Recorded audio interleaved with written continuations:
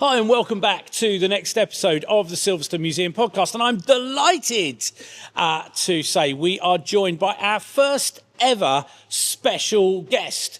I'll introduce him in a moment, but also keep an ear out for the end of this episode because we are also going to have our first ever competition where you can win a extra special prize. So we'll talk about that in a moment, but I'm going to introduce our first ever guest to the Silverstone Museum podcast. David Johnson, artist to many Formula One drivers, provided work for many of them. David, welcome to the Silverstone Museum this morning. How are you? Good, thank you, Rob. It's lovely to be here again. A bit earlier than normal, but it gives a nice insight into all the displays with no one else around. So, yeah, very nice to be here. You get a nice sneak peek at all of the cool cars and things that we've got here. Now, you're no stranger to the museum. You've had your artwork here quite a lot, and you've done a number of bits of work with drivers and other artists here, and we'll come on to some of that a little bit later. But the first question, and I know we've talked and we've known each other for a while, but how did it start for you? Because art wasn't always your career. You've made it your career and it is your job now, painting these fabulous pictures. But how did it all start for you? How did it come about? For me, at school, when I was a student, everything I wanted to produce, whether it's in art or design technology, would always focus on Formula One. And I found just before leaving school, I was producing artwork in my spare time. I was trying to copy the work of my favourite artist, Michael Turner, and it's lovely to see you've got one of his originals upstairs. But I found out very early on, you can't copy someone else's work. I tried, but in doing so, I actually found my own style. And for me, that put the focus on capturing as much detail as possible and replicating what he did with the capturing the excitement and energy of a race. And then after leaving school, my dad said, why don't you try and produce prints like what Michael Turner did? And I did, and it was actually very popular. The first painting I did, which led to a print, was of Jim Clark at Silverstone. And it's just incredible to see from there, it gained the interest of Sir Stirling Moss, and then Sir Jackie Stewart and other drivers followed suit. But I wasn't going to pursue the career as an artist straight away because I had another opportunity, and that was to work in a school as a teaching assistant, and then that I found led towards me being a teacher, and then it was hard to leave the role, as you know yourself as an ex-teacher. But yeah, I do miss that. It was so much fun, and I was able through my teaching to get closer to the action and bring students to Silverstone or to Sir Stirling Moss's house.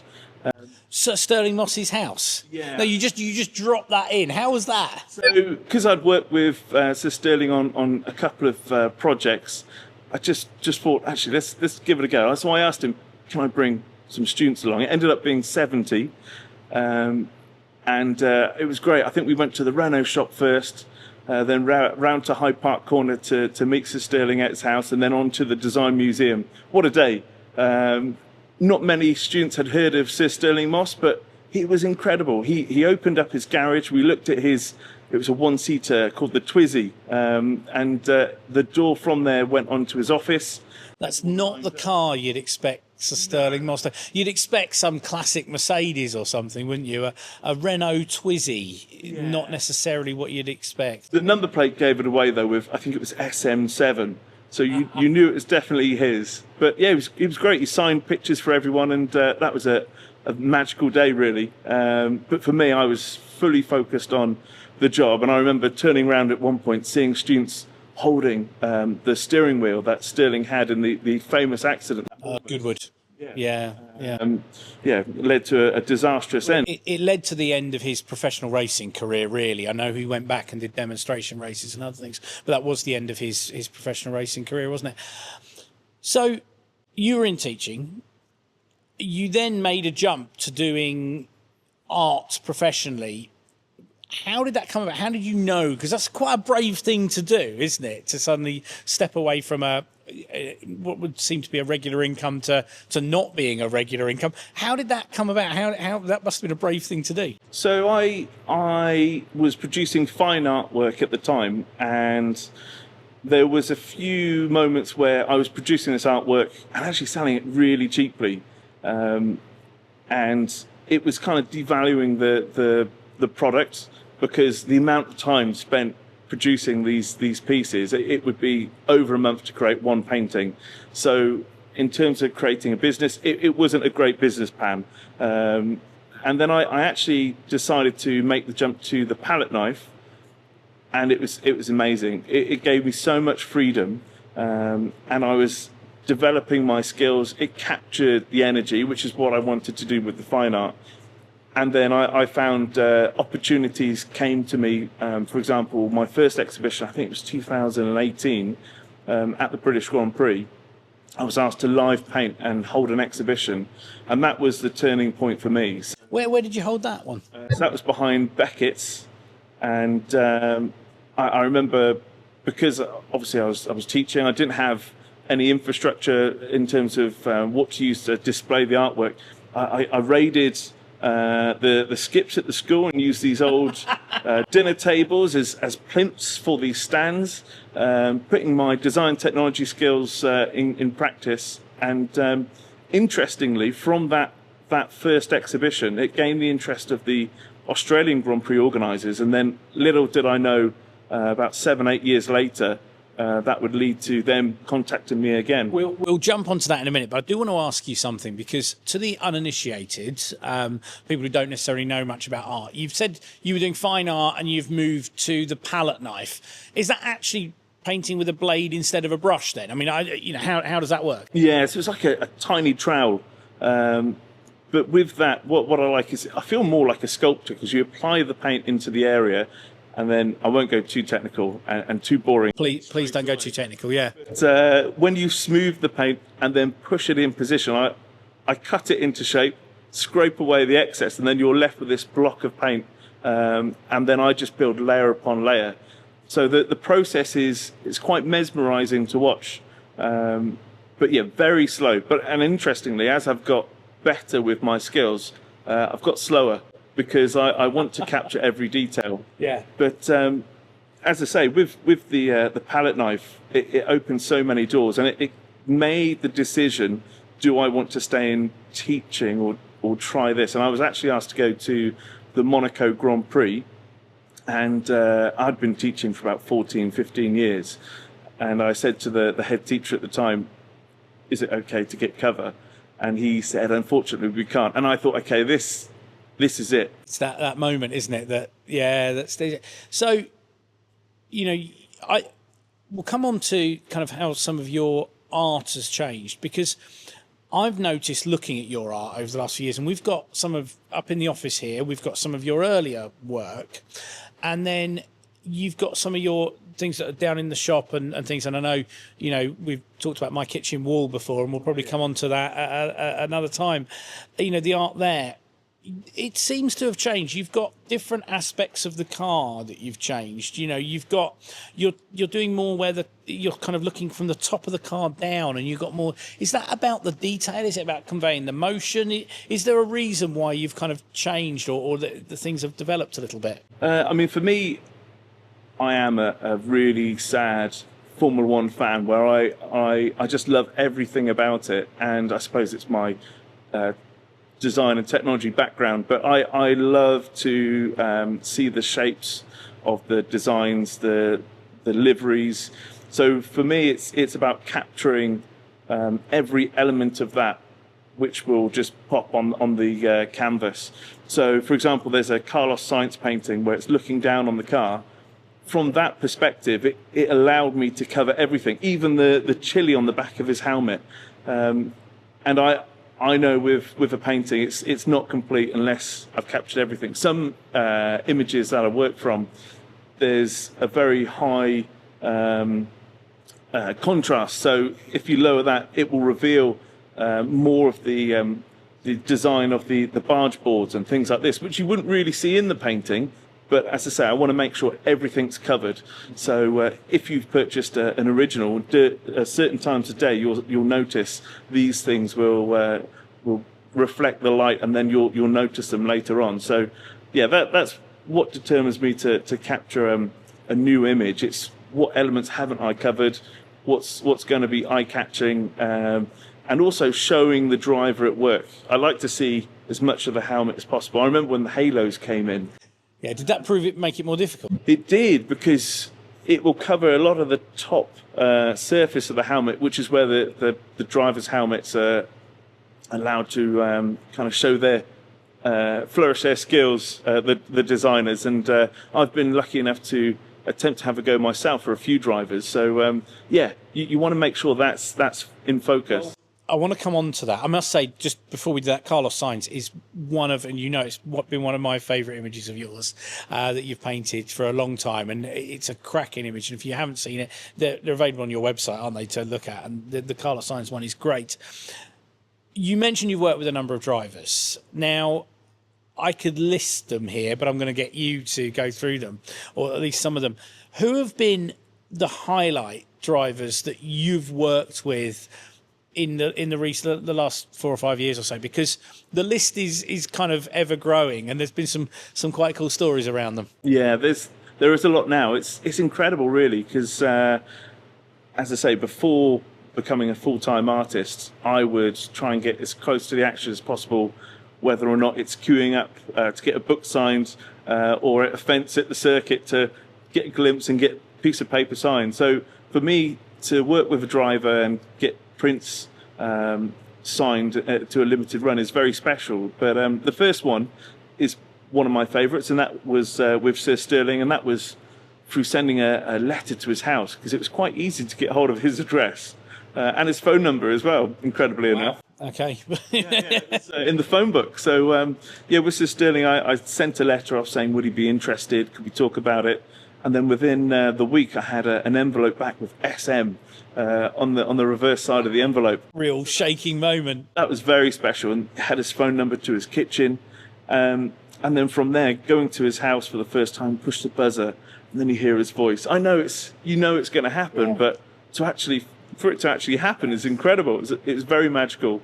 That's pretty cool. So Stirling's right up there, and then later on in the career, obviously it's Sir Jackie Stewart. That was a special moment, going to his house through like a wood leading up to the house, and then seeing him.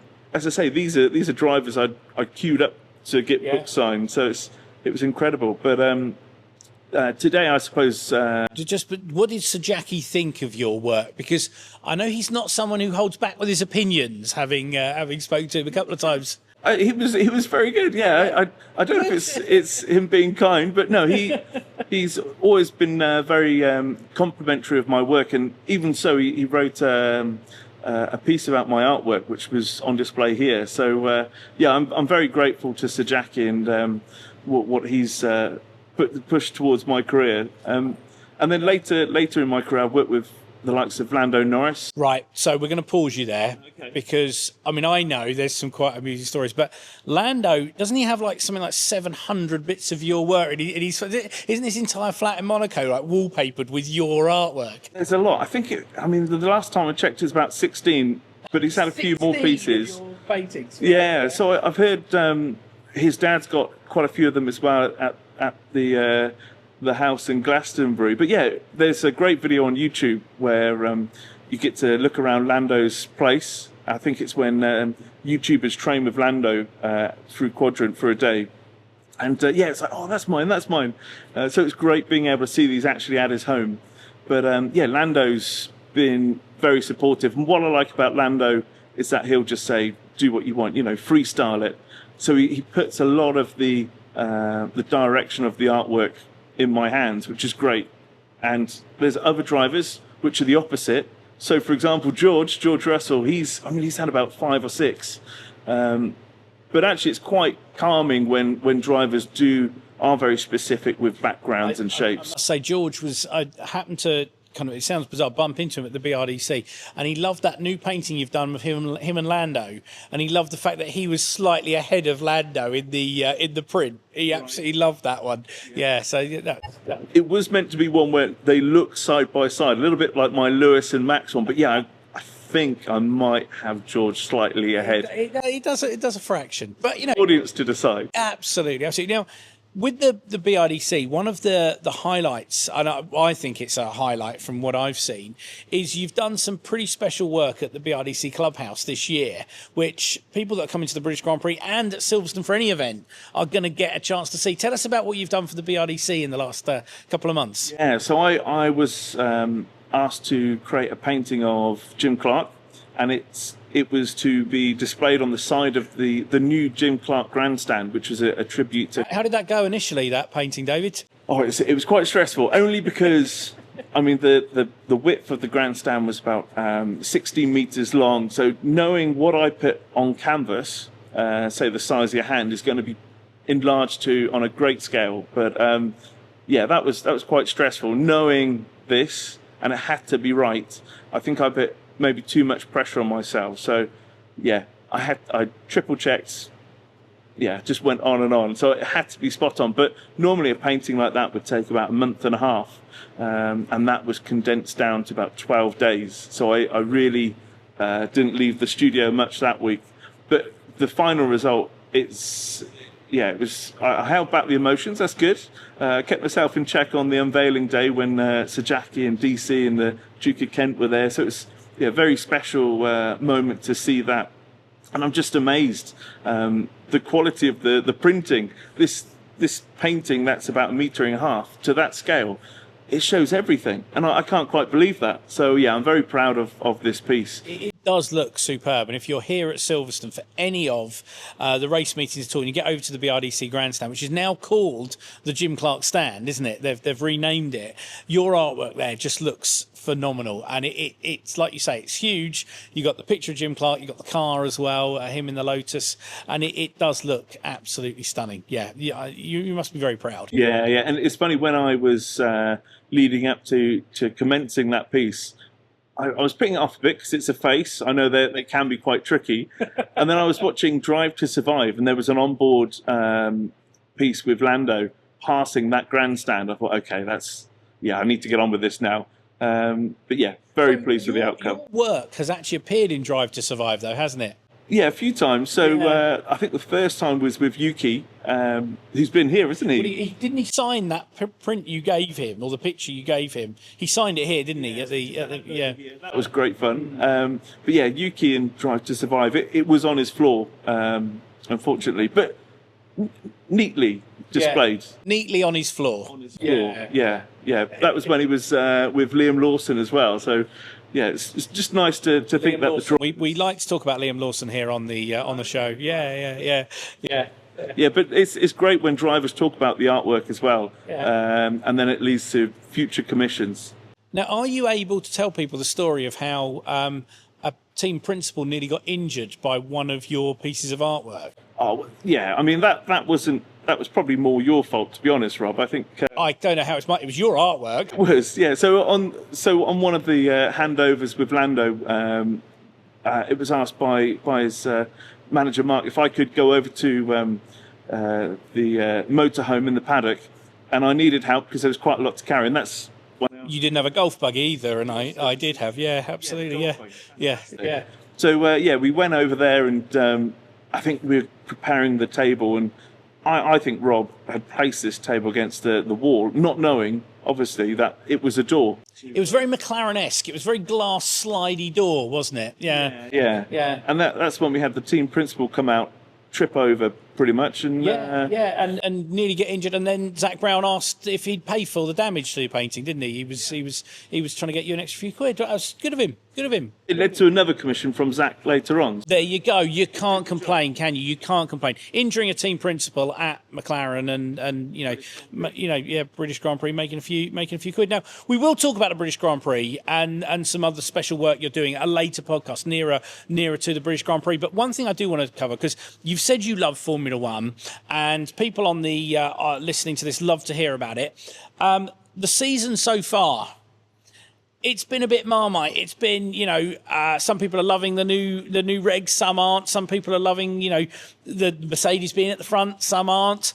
What do you think so far? You follow it. You've followed it for years. What do you think about the season so far? Yeah, I mean, there's been a lot of criticism about the new format and the new regs and what it's led to.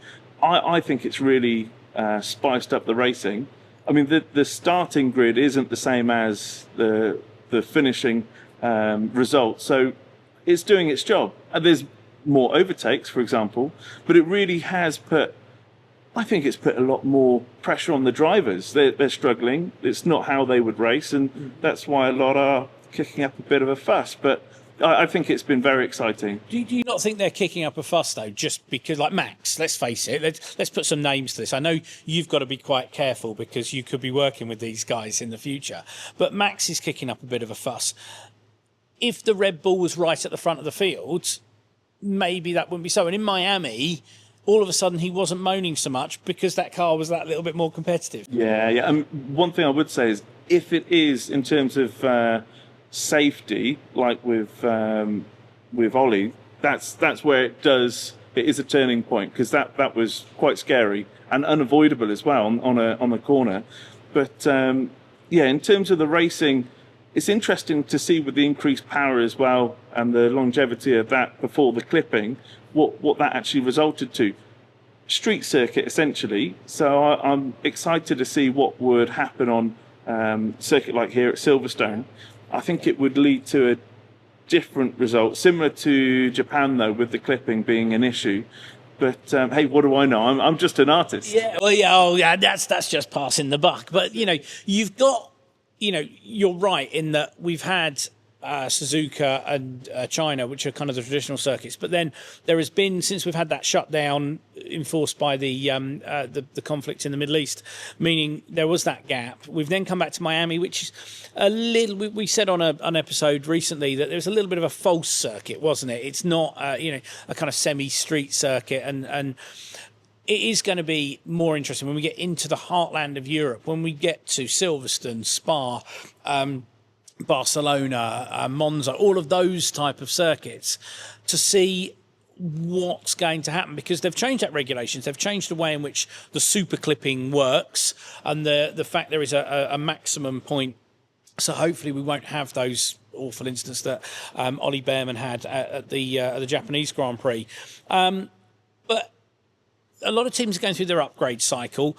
What do you think is going to happen going forward? Because Mercedes are the team to beat at the moment, and they've got their upgrade coming at the next Grand Prix at Canada. What do you think's going to happen going forward? Well, what I thought was really interesting is this enforced brake has shown that this season's all about the development of the car. It's a development war on track, and that's really interesting to see how it plays out, because certain drivers in a car which aren't performing make mistakes more than others. And I think last season with George, he was extracting the best out of a car which wasn't as good as this season's.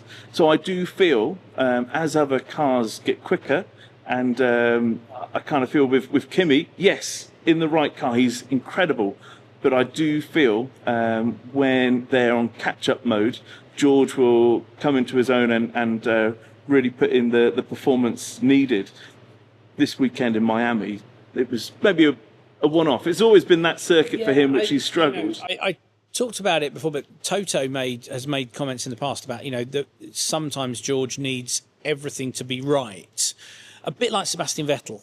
Often needed the right circuit, and I think Miami is quite a low grip surface, and George, it's one of those outlier races where he doesn't perform. It's not a street circuit thing. I mean, look at his result at Singapore, and he's clearly got a lot of ability. I think he's going to come back at it. You're probably right. What about McLaren, though? You've talked about Lando. You talked about doing the work with him. I know you've painted Oscar Piastri before as well. How are they going to fare as we get towards the end of the season? Yeah, I mean, that's been quite interesting to see. Lando seems very calm. I mean, with any driver, if the pressure isn't on you, you're more relaxed and able to obviously push it into an incredible position, like we've seen with others in different seasons. But yeah, this year, they aren't looking at the moment like they're going to get the championship. So maybe you could enforce a bit more team orders. I don't know, but Lando's calmer. He's just chipping away. This is a more complete Lando Norris I've seen over different seasons. So I'm sure he will get a few victories this year. But also, I'm thinking of other teams as well, like Ferrari, where they are at the moment. I'm really excited for the British Grand Prix because at this moment, I would put my money on Lewis to win the British Grand Prix. So, wow, Lewis to win the British. Now, we are going to do a British Grand Prix conversation with you a bit nearer to the race. David, it has been great having you here. Just one last question for you, very briefly. Who have you got coming up that you're painting? Who's your next few paintings this year? So I've just done one for Ollie Behrman. That's a special one which will be unveiled later on. But I'm also creating for you, Rob. As you know, you're a big Kimi fan. So I'll be definitely doing one of Kimi. It has been mentioned, yes. Yeah. Yeah, absolutely. So we look forward to seeing those. David, thank you so much for coming along this morning. And I mentioned right at the beginning of the show that we were going to have a competition, and we have got a competition, and it is to win one of David's prints. Now that will be sent to the winner if you fill in down the bottom underneath where we're talking today, in one of the comment boxes. Can you tell us which year Sir Lewis Hamilton and Prince Harry opened the Silverstone Museum? Which year did Sir Lewis Hamilton and Prince Harry open the Silverstone Museum? We just need the year. You'll be put in a hat to win one of David's pieces of artwork. If you've liked the content, grab a like, grab a subscribe, and we look forward to seeing you on the next episode.